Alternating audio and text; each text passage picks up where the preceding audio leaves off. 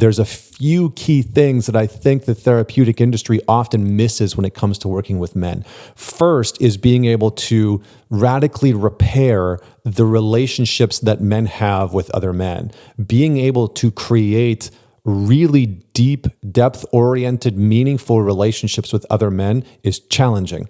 It's hard for most men. It's hard for us to trust. It's hard for a lot of men to really open up and be real with other men and sort of risk judgment or any of those things. It's hard for men to find really meaningful, healthy community, and it can be challenging to build. So that's one thing that I think is often underestimated. Secondly, are the stigmas around men opening up and being real and being very transparent.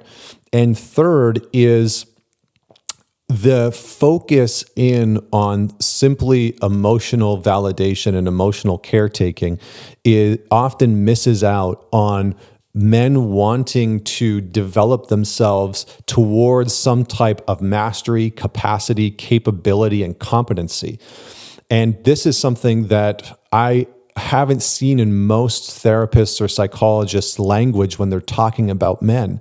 They miss almost entirely out on the reality that we as men love to feel competent and capable. And that's not because we want to be these egotistical, individuals that are like crushing it and all those types of things. It's that there's something within our spirit and our soul and our masculine core, whatever words you want to put on it, that really values the type of mastery, that really values being able to protect and provide for the people that we love. And so when those opportunities aren't available for us, when those opportunities aren't presented to us as extremely meaningful, and what we're met with when we bring our problems into a session with a therapist or a psychologist is simply the emotional caretaking and validation that is so often very, very helpful and very transformative for a lot of women. We miss out on this big piece of the equation that a lot of men are looking for, that I think drives them down these paths. I'll end with this because I think this was heartbreaking for me to see. And it can honestly make me, it's almost hard to talk about. I saw this video recently of a bunch of men. It was sort of cycling through these videos of men playing with their kids, having fun with their friends, having fun with their family out at the park. And what the videos were the last videos of these men before they had taken their lives. And on the surface, they looked great. On the surface, they looked real good. And I've known a number of men like that. I've known a number of men like that, where on the surface, they looked real great. But deep within themselves, they felt completely alone and completely isolated. And there were certain issues and problems and experiences that they had gone through in their lives, abuse that they had experienced, sexual abuse, some type of trauma that they had literally never told a soul.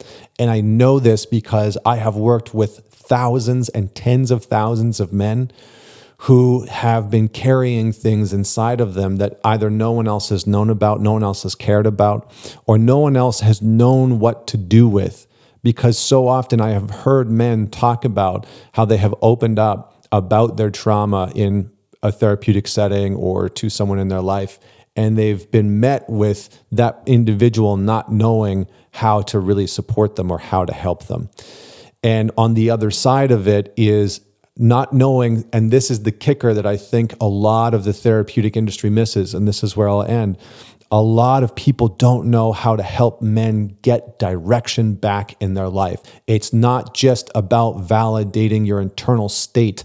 It is about helping a man have direction out of the pit of despair that he has found himself in. Very clear, concise, meaningful direction. We as men need to know what the roadmap is sometimes.